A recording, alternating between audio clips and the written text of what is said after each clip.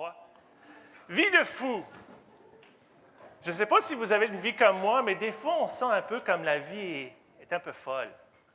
Alors, on va faire une série. On va faire une série de 4 messages. Et moi, j'ouvre la série. Ce qu'on a fait, c'est qu'on a pris le livre et chacun des personnes qui va parler pendant les prochaines 4 semaines, on a pris une petite section du livre. Et donc, ce qu'on va faire, c'est qu'on va parler un petit peu du livre. Donc, moi, je vais commencer à parler un petit peu du début du livre. Je vous encourage à vous procurer le livre. Si vous ne l'avez pas lu, ce n'est pas grave. Mon message ne requiert pas d'avoir lu le début du livre. Donc, je vous encourage de vous le procurer puis de commencer à lire. Est-ce que vous vous sentez comme ça des fois? J'ai choisi des images qui sont un peu à propos, dépendant de votre stade de vie, que ce soit étudiant, célibataire en train d'essayer de jongler la vie professionnelle personnelle, ou parents, essayer de jongler la vie de famille. Des fois, on sent ça serait bien si on avait 8 bras ou 34 heures dans une journée pour tout faire. C'est dur de tout accomplir, de tout faire. Alors, on se sent comme ça des fois. Donc, j'essaie de choisir des images qui résonnent un peu. Évidemment, mon côté cartésien, la première chose que j'ai fait, c'est des petites recherches analytiques. Alors, j'ai cherché, OK, pourquoi on est si occupé? Alors, bon, première chose que j'ai regardée, c'est le nombre d'heures qu'on travaille. Mais ce qui est drôle, c'est la moyenne des heures qu'on travaille diminue. C'est pas en train de monter, c'est en train de diminuer. C'est statistique qui montrent ça. Depuis 1976 à 2012, on travaille en moyenne une heure de moins. Donc, est-ce que c'est le travail qui nous rend si occupés? Mais ma conclusion, c'est non, ce n'est pas le travail. Ce n'est pas là le problème. Alors, j'ai fouillé un petit peu plus. J'ai été voir un sondage. Là, c'est les résultats. Bon, les gens de la première rangée vont avoir de la misère à le lire, alors j'ai pitié pour les gens de la dernière rangée. Alors, je ne veux pas vous dire toutes les questions, là, alors je vais highlighter un petit peu une question. Est-ce que vous êtes constamment tendu parce que vous voulez en accomplir plus? Et la réponse est, dans le coin de la moitié de la population répondent oui à cette question-là. Donc, c'est un sondage qui a été fait. On perd le petit bout, là, c'est une enquête là en bas, j'ai mis le lien. Je vous enverrai le PowerPoint après, puis vous pouvez regarder le sondage. Ce qui m'a intéressé aussi, c'est de regarder, quand j'ai regardé au niveau des âges, les gens qui avaient le plus de défis, c'était dans les plus jeunes un peu. Plus les gens vieillissaient, moins il y avait des problèmes. Mais j'ai commencé à penser, j'ai dit, les gens qui sont ici ce matin, c'est dans quel groupe d'âge? Mais dans ceux le plus impactés, là, donc, je me suis dit, wow, c'est applicable. Donc, vraiment, nous, on a des défis. J'ai essayé de penser à pourquoi. Une des choses qui m'est venue, c'est qu'on essaye de bâtir un petit peu notre carrière. Si vous avez des enfants, on essaye d'élever les enfants en même temps en faisant tout le reste. Donc, il y a un petit peu beaucoup de défis dans notre groupe d'âge.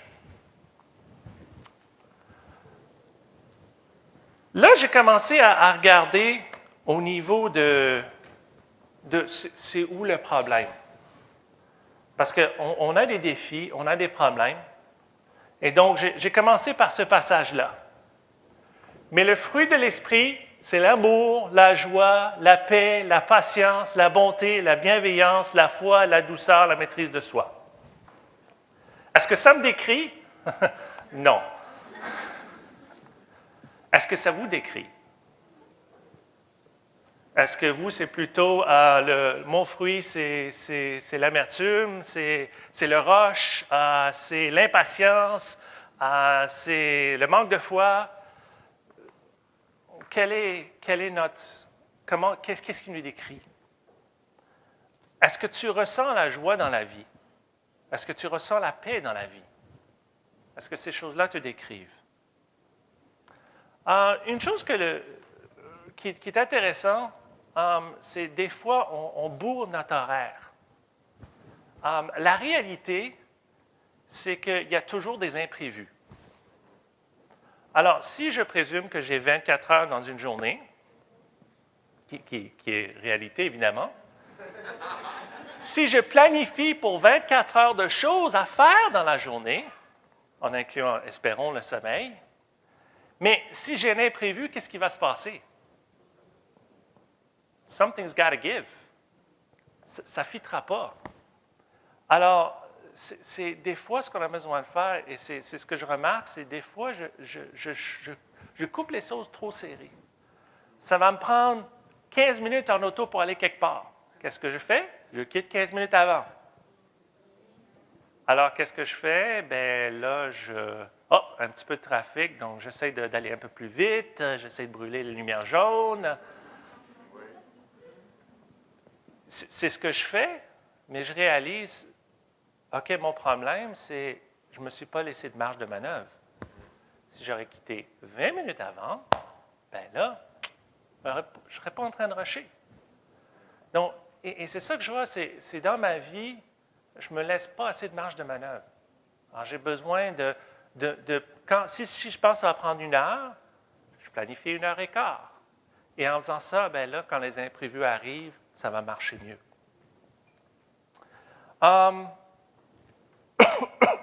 Une chose que j'ai remarquée, quand je suis en vacances, quand je quitte la ville, si je vais à une conférence, par exemple, ce verset-là me décrit beaucoup plus.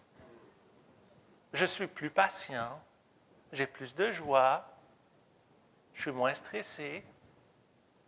Et ça m'a fait réfléchir aussi, c'est qu'est-ce qui est différent quand je suis à l'extérieur, quand je n'ai pas la pression.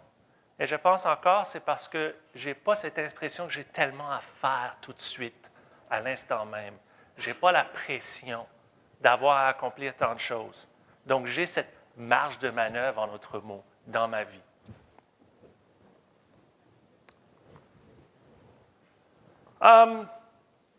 Vous connaissez probablement la parabole du semeur.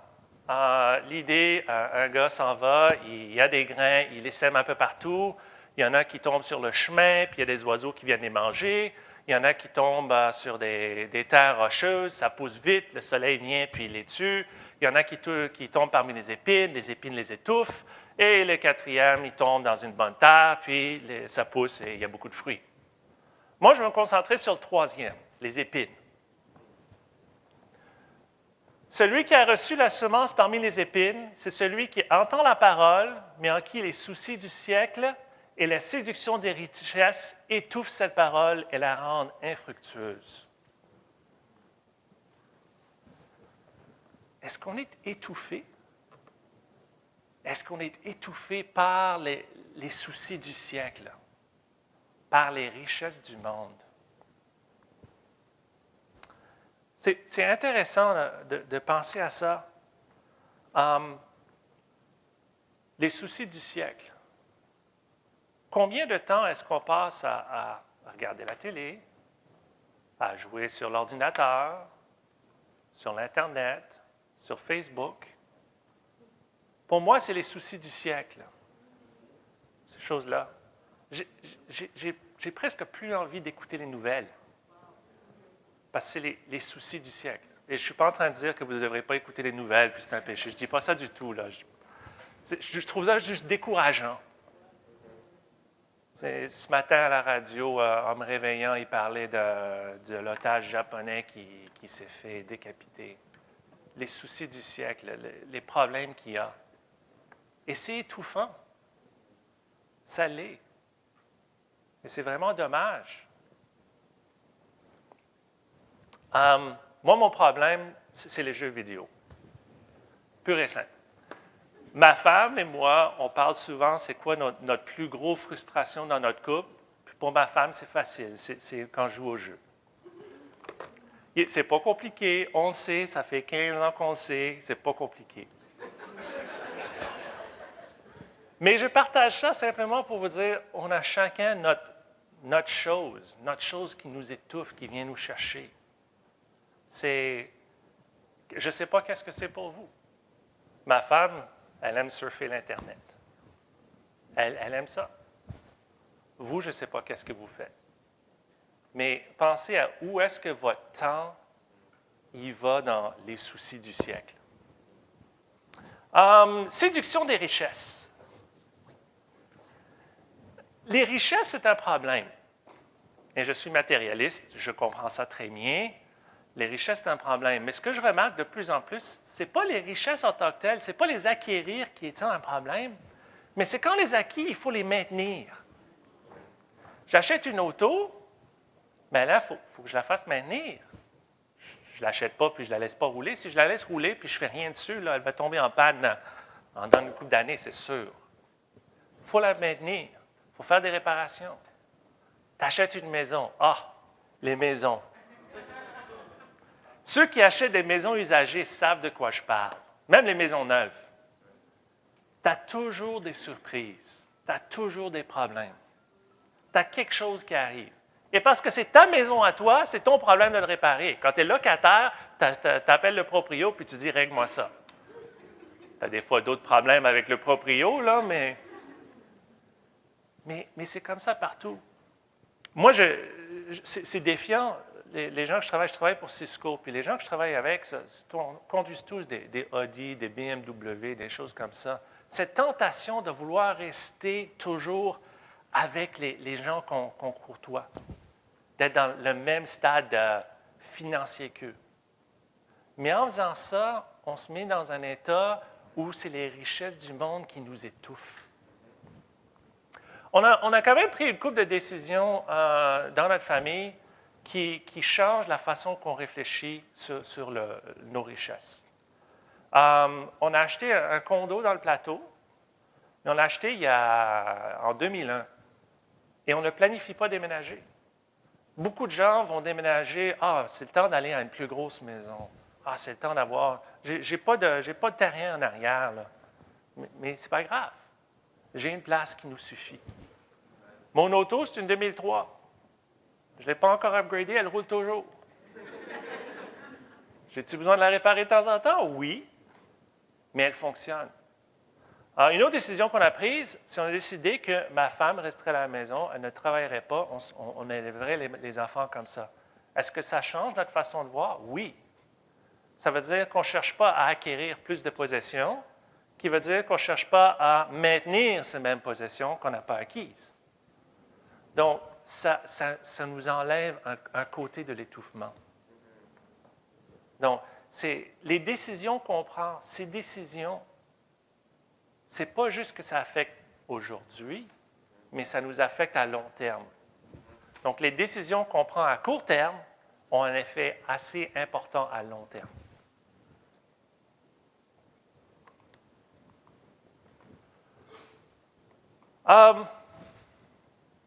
Ça, c'est probablement ce qui m'a impacté le plus. Est-ce qu'on oublie ce qui est vraiment essentiel? Plusieurs me diront ce jour, « Seigneur, Seigneur, n'avons-nous pas prophétisé par ton nom? N'avons-nous pas chassé des démons par ton nom? Et n'avons-nous pas fait beaucoup de miracles par ton nom? Alors je leur dirai ouvertement, je ne vous ai jamais connus, retirez-vous de moi. » Ces personnes faisaient des bonnes actions. Bien, il faut dire, moi, je n'ai jamais prophétisé, je n'ai jamais chassé des démons et je n'ai jamais fait des miracles. On a une bonne chose, là. Ces gens faisaient des bonnes choses. Ils étaient occupés à faire des choses pour Dieu. Et Dieu leur a dit, je ne vous connais pas. Allez-vous-en. Est-ce que ça m'arrive, moi, d'être occupé à faire les bonnes actions, mais d'oublier l'essentiel? Et c'est défiant. Moi, ça me fait peur. Je suis occupé. Je suis occupé à aider les gens, à passer du temps avec les gens. Je donne de mon argent, je donne de mon temps. Mais est-ce que j'oublie l'essentiel? L'ennemi du meilleur est souvent le bien. Des fois, en faisant le bien, on oublie le plus important. Et des fois, on se sent bien parce qu'on fait le bien. Je sors une raison d'être, une valeur personnelle. Je me sens bien de qui je suis parce que j'accomplis des bonnes choses. Est-ce que ma valeur personnelle vient de mes actions? Parce que si ma valeur personnelle vient de mes actions, ça peut peut-être camoufler un problème beaucoup plus profond. Donc, je fais le bien en camouflant ce qui est à l'intérieur.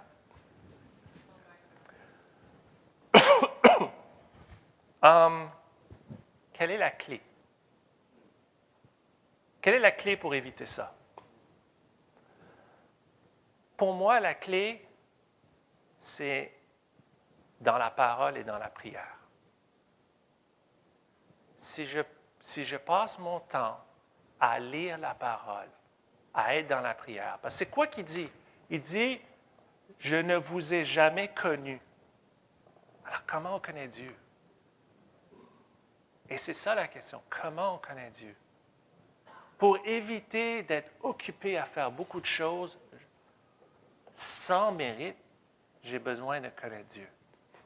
Et c'est là pour moi, la parole, la prière sont tellement importantes. Si je suis ancré dans ces choses-là, ça va m'éviter de mettre mon temps sans le connaître Dieu. Je vais vous encourager ce matin, si vous visitez avec nous, parlez à quelqu'un, d'étudier la Bible, de prier. Et des fois, on ne sait pas faire ces choses-là seul. Demandez à quelqu'un de vous aider. Si vous êtes un membre de l'Assemblée, réfléchissez. Est-ce que je fais des choses, mais sans but?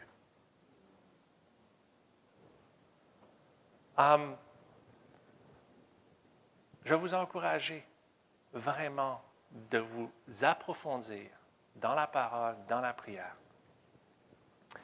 Pendant la mi-semaine, je vais rédiger les petites questions et les choses comme ça. Vous allez parler du livre. Je vous encourage. Si vous ne l'avez pas encore, achetez-le. Lisez les premiers quelques chapitres, parce que vous allez en parler mercredi. Si vous l'avez, lisez-le aussi, si vous l'avez déjà acheté. C'est important de regarder dans sa vie où est-ce qu'on passe notre temps et surtout, c'est quoi le but derrière notre temps. Pour qu'on ne soit pas étouffé, pour qu'on ne s'en sente pas comme si on a manqué le but, mais vraiment qu'on soit concentré sur Dieu. Merci beaucoup. Je vous souhaite un bon dimanche.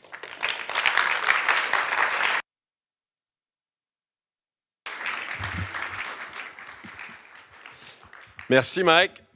Je vous inviterai, s'il vous plaît, à ouvrir vos Bibles en Luc chapitre 12. Après presque bientôt 17 ans de vie chrétienne,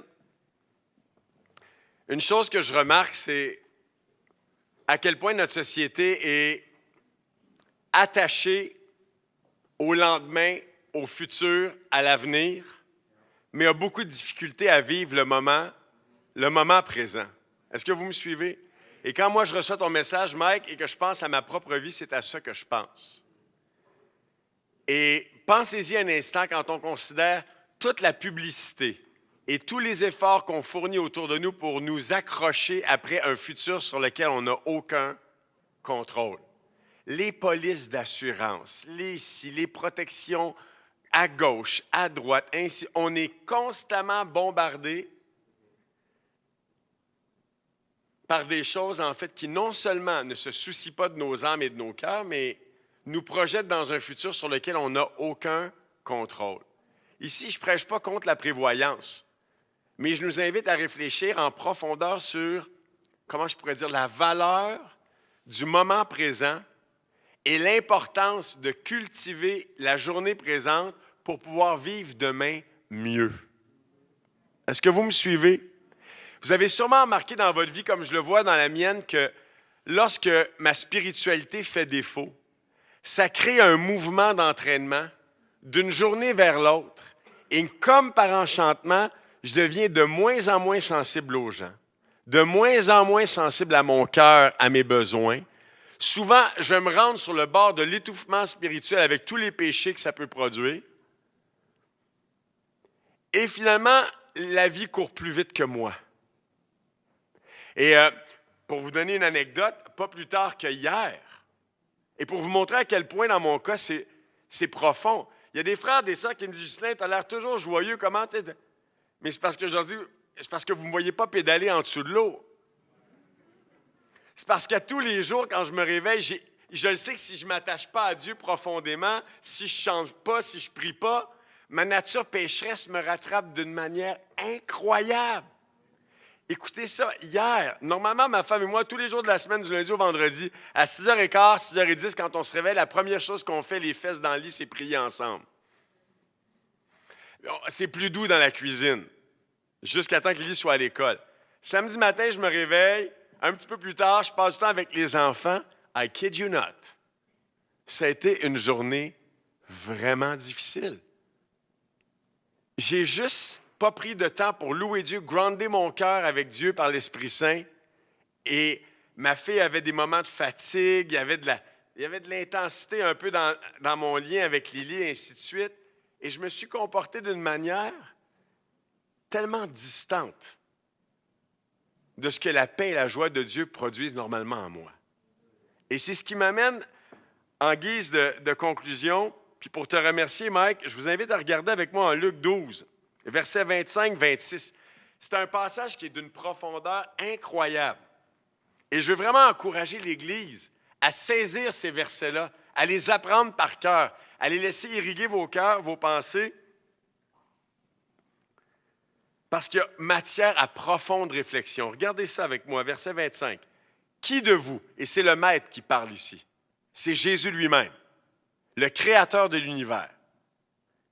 Qui de vous, par ses inquiétudes, peut ajouter une coudée à la durée de sa vie? À l'âge de 30 ans, pour la première fois de ma vie, j'ai réalisé que je ne pouvais pas ajouter une journée à mes jours. C'est comme si ça allait de soi que j'allais vivre demain, alors que Jésus me faisait réfléchir que oui, effectivement, je ne peux pas faire la preuve que demain je vais être en vie. Et ça, là, ça m'a frappé. Et regardez la suite. Si donc vous ne pouvez pas même la moindre chose, pourquoi vous inquiétez-vous de ce qui reste? Si je vous pose la question ce matin, qu'est-ce que tu peux faire? Tu vas commencer à me faire une liste de choses que tu peux faire. Vous êtes d'accord avec moi? Et pourtant, l'Écriture nous dit qu'on ne peut pas même la moindre chose. Parce qu'effectivement, si je n'ai pas le contrôle sur demain, tout ce qui pourrait aller avec demain tombe forcément. Je peux donc pas la moindre chose. Et par conséquent, si je ne suis pas spirituel aujourd'hui, et si je ne suis pas attaché à Dieu aujourd'hui, et si aujourd'hui, je ne prends pas les décisions qui s'imposent aujourd'hui, je suis un très mauvais partenaire de demain. Et non seulement ça, mais je ne comprends pas la valeur d'aujourd'hui. Est-ce que vous comprenez ce que je vous dis? Et on doit, en tant que congrégation, et c'est ma direction pour la semaine en ajoutant à ce que Mike a dit, on doit comprendre la grâce, le privilège énorme qu'on a d'avoir une Bible entre les mains, de pouvoir la méditer, de pouvoir la savourer. Et avec l'Esprit Saint qu'on a reçu le jour de notre baptême, le privilège qu'on a de pouvoir vivre dans la paix et dans la joie à chaque jour où on décide de se rappeler qu'on ne peut pas même la moindre chose. Et que la première chose, et la seule en fait, qui nous donne une assurance complète, c'est d'être avec Dieu et d'être bien avec Dieu. Amen? Maintenant, parce qu'il faut s'occuper,